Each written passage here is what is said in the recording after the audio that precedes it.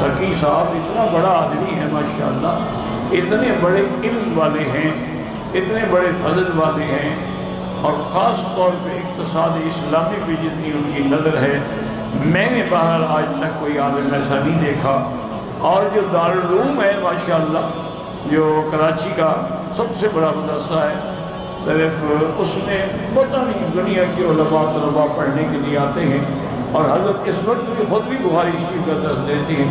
تو دل سے دعا کریں کہ اللہ صرف پاکستان میں نہیں، پورے عالم اسلام میں علماء کی حفاظت کریں۔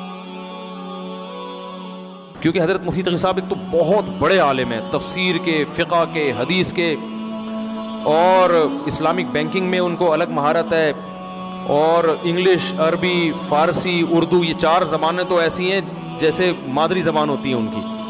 اور پھر آپ کو پتہ ہے کہ علمی لحاظ سے دنیا میں کے جو مذہبی لوگ ہیں ان میں سب سے پہلا نمبر آیا 500 لوگوں میں ان کا، تو اللہ نے بہت ان کو نوازا ہے، تو ان کے علوم سے فائدہ اٹھائیں۔ سیرت پہ ان کی بڑی گرفت ہے، پھر اسفار بہت کیے ہیں، دنیا میں جو سفر کرتا ہے اس کے تجربے بہت ہوتے ہیں۔ وہ ہمارے گمان کے نہیں ہے، وہ حقیقت کے لوگ ہیں۔ حضرت مولانا تقی صاحب اور مولانا رفیع صاحب ہمارے بزرگوں میں سے ہیں۔ مولانا یا ان کے بھائی جان یا ان کا ادارہ یا ان کے اصحاب، وہ ہمارے سر کے افسر ہیں، سر کے تاج ہیں۔ وہ ہمارے ہم سے بہت بڑے ہیں اور بہت ہی قابل لائق لوگ ہیں۔ اللہ انہیں سلامت رکھے اور دشمنوں کی سازشوں سے بچائے۔ اللہ نے مفتی تقی صاحب جیسا ہمیں سرمایہ دیا۔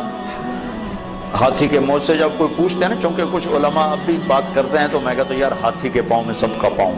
مفتی تقی صاحب نے جب کہہ دیا تو بس پھر وللضالین آمین۔ اتنا بڑا آدمی میری نظر میں بر صغیر میں یعنی معاملات میں اتنی بڑی نظر رکھنے والا میری نظر میں اور کوئی آدمی نہیں۔ MashaAllah, Maulana Mufti Taqi Usmani is also a great scholar.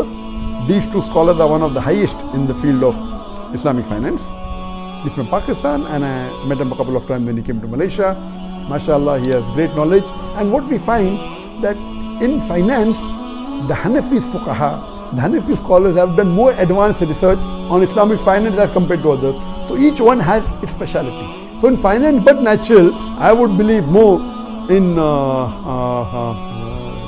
Mufti Taqi Usmani or Dr. Hamidul Hassan than Sheikh Dadu, because that is their speciality.